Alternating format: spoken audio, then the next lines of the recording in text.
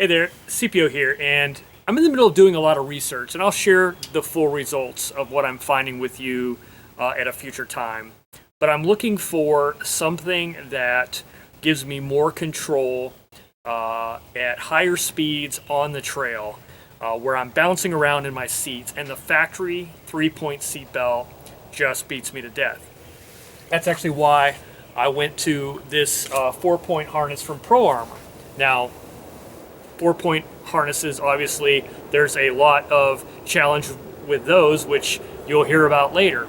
But there is another alternative that I'm checking out, and I kind of wanted to give you a preview of this. This is the CG lock. This is designed for racing applications, and it actually comes with a faster lap time or your money back guarantee, which is kind of impressive.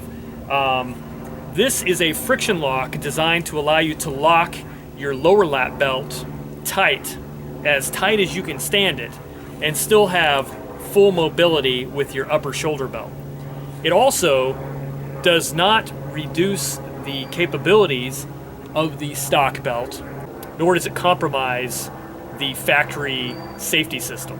So let me show you real quick how it works, and then here pretty soon I'll be giving you a full test. So your seat belt works just like it normally does from the factory. And when it's in its disabled state, your seat belt is exactly like it would be from the factory. However, if you push this into its locked position, you can now cinch up your lap belt and it won't budge. I mean, I'm literally locked into the seat, although I have free mobility still with the upper shoulder belt, and it will still friction lock just like it's designed from the factory. So what benefit do you get from having a super tight locked lap belt? When you're driving in an off-road environment, for example, where normally you'd be bouncing around, in a factory belt situation, you're relying on your shoulder harness to lock, which kind of stops you in your tracks. And eventually what you end up with, which is what I've had, is a seatbelt rash across my shoulder. Again, that's why I went with a 4-point harness. But now if I have a lower lap belt designed to hold me into my seat, this becomes less of an issue, but yet I still am married to my seat. Race car drivers use it because when they're cornering, they're not slipping around in their seats. They're literally locked in place. So I'm very excited to try this on the trail. I want to see how it handles the off-road environment, particularly high-speed adventure wheeling style. And then you can still release your seatbelt as normal, right?